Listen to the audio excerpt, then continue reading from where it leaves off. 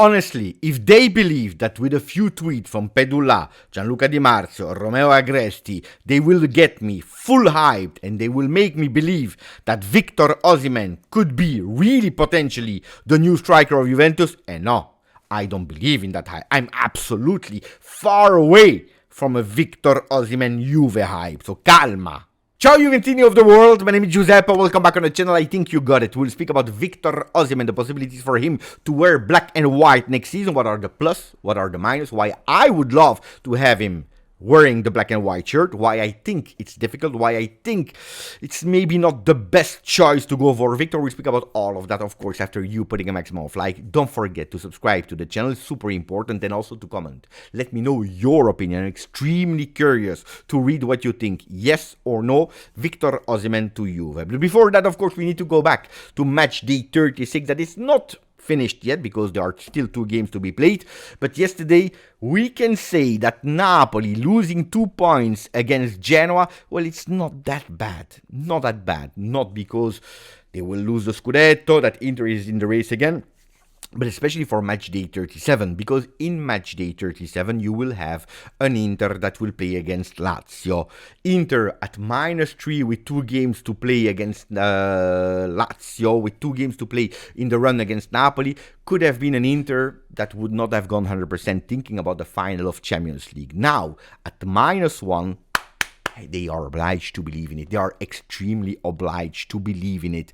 And that makes that Inter win against Lazio would be a beautiful one also, because this week we'll also have a few other games. Fiorentina against Bologna, Roma against Milan. So if we are doing our job, Juventus, Udinese, and that's probably the most difficult part, knowing that it's our fault if we are in that situation. 23 points are the points that we lost leading games. Could have been already in Champions League. Could have maybe even be still fighting for the Scudetto, but it's the reality that we are not there. So we must do our job, and then waiting for match day 37, that could say a lot. But before of that, of course, we need to wait for the result of today.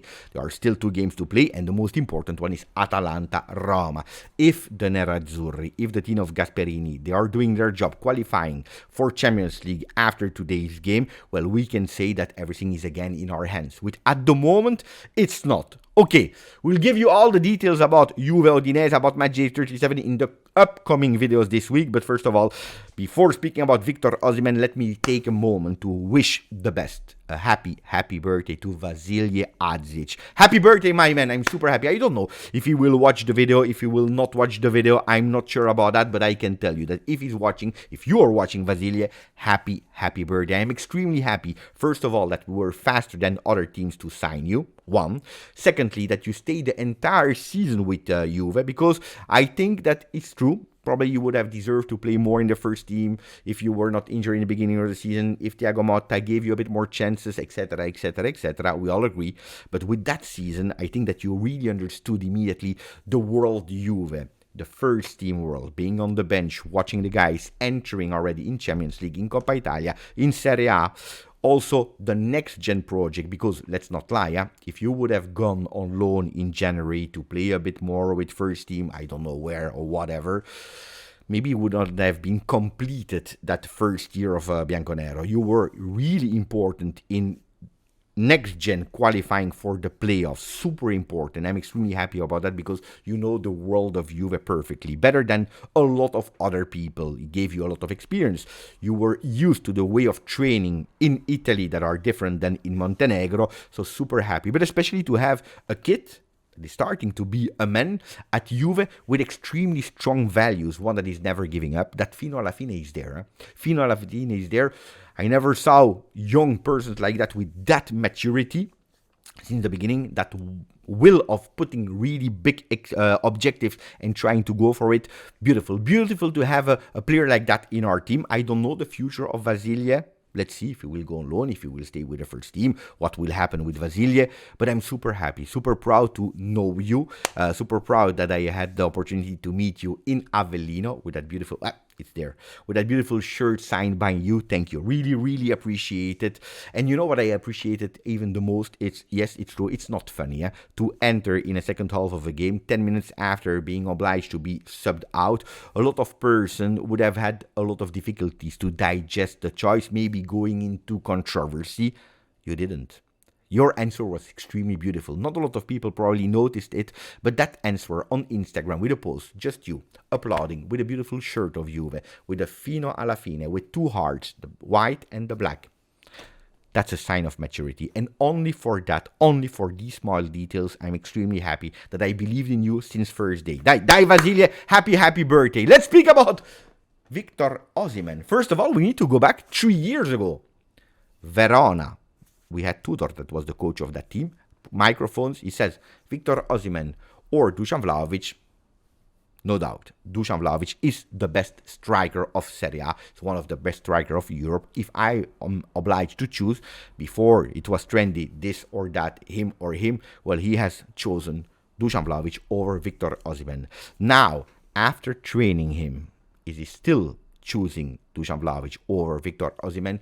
Question mark. We will not know before next season, but it's really funny that today we are at a crossroad. Dusan Vlahovic staying with Juve, Victor Osimhen arriving with Juve. If we are looking and listening to the fans, I think that the fans, the majority at least, they made their choice. Victor Osimhen over Dusan Vlahovic. What about Giuntoli? Because at the end, if he's still in charge, if he stays at Juve, he will be the one that will try. He said about Dusan Vlahovic before the game against Lazio, look, we have a fantastic, beautiful relationship with him, with his entourage.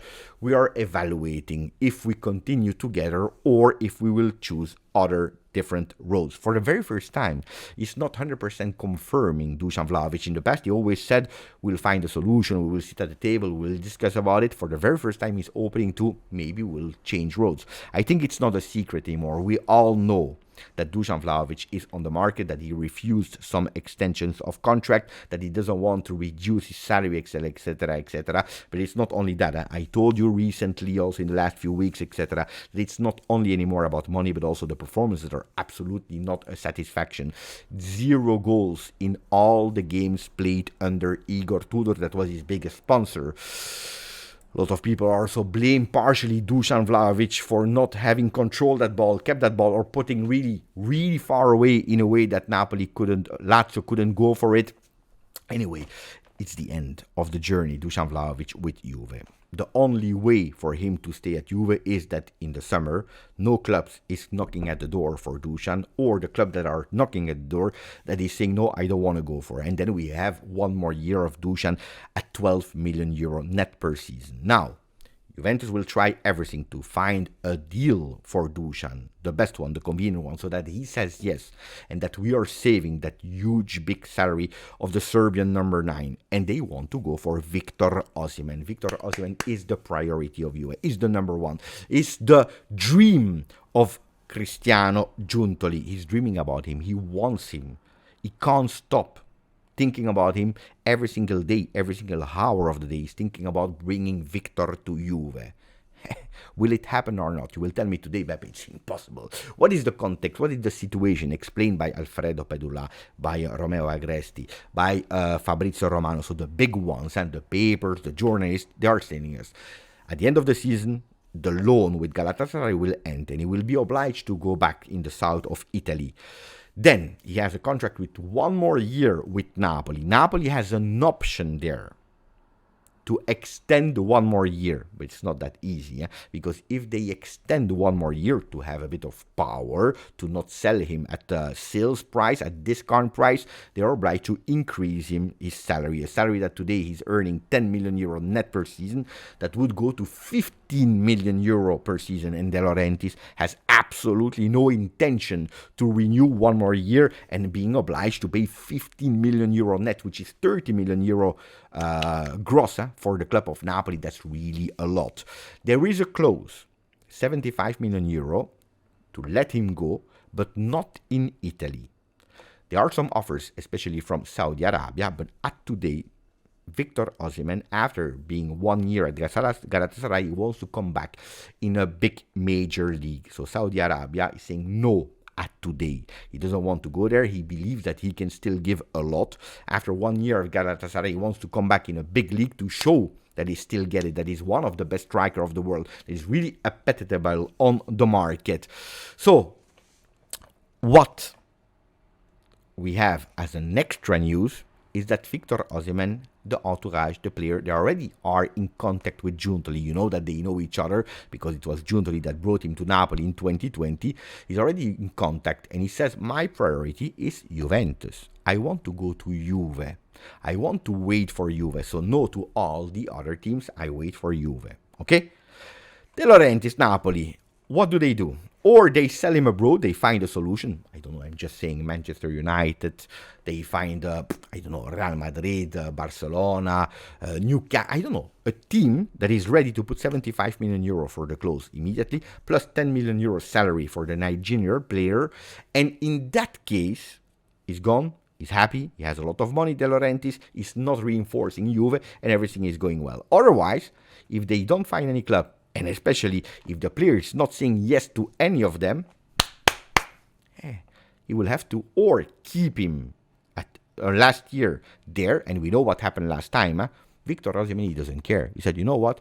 If you don't want to, I don't play. I stay in the stand. I have absolutely no problem to stay in the stand for 1 more year. So De Laurentiis has a lot of pressure, or he will be obliged to the open discussion with Juve, and that's where Juventus is feeling extremely strong, especially because Napoli, they want to accelerate. They want to go for Jonathan David. Remember, the big priority signing for free for Juve. Well, Juve could go for Jonathan David, but at the moment it's Napoli that is going immediately, that is offering a contract proposal. They are offering a beautiful salary for the Canadian player. So they are obliged to go fast because they cannot allow themselves to have a player that is worth 10 million euro net if they extend him 15 million euro net, plus Jonathan David, plus this, plus that, because that will limit their market. So there is a lot of pressure also for Napoli to do it. What I believe of all that situation, why would I go for Victor? Why would I not go for Victor? First of all, let's be honest.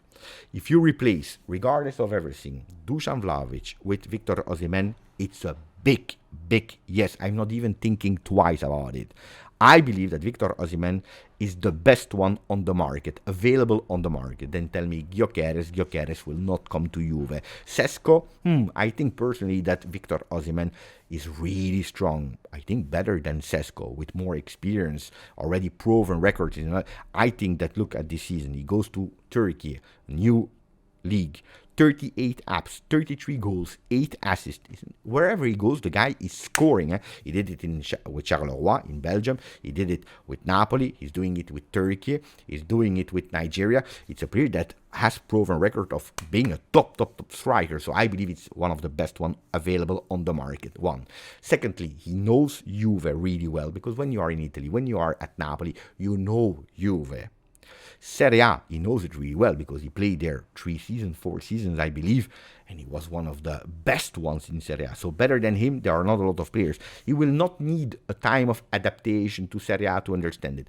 Then we are looking for, we said it, leaders. We are looking for experience. He's not old, he's still 26 and he will become 27 in December.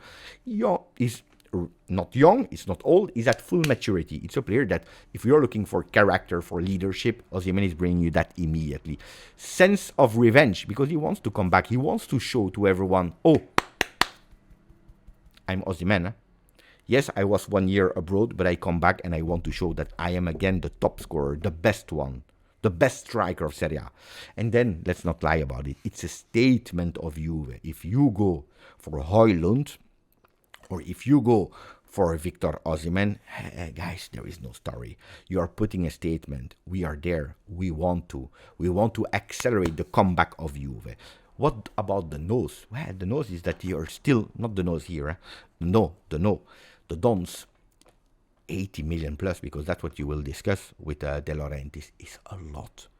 Is really a lot, plus the salary. The salary can be compensated because or you give it to Dusan or you give it to Victor, that would potentially even be ready to decrease a bit his salary to come back in Europe, to play in Europe, to come back in Italy, to play with Juve. So you can discuss there, kind of okay. On the other side, 80 million euro. If you have that money to spend on the market, it means that we have a lot of other roles that need to be reinforced, needs to be changed. So how do you do the full market? One player is okay, but what about the rest? Do you spend your entire money on one player? Especially because we know that in the latest year, all the plus 50 million euro signing that we did, they didn't really work. So that's a really big risk, spending everything on one player and then remaining there with a team that is not really reinforced. Then on top of that, you are really funding Napoli, and the transfer market of Napoli that is dreaming about De Bruyne, that is dreaming about Jonathan David for zero. How strong can they become with all that money? Pay attention. Reinforcing with the money other Italian team is always a risk.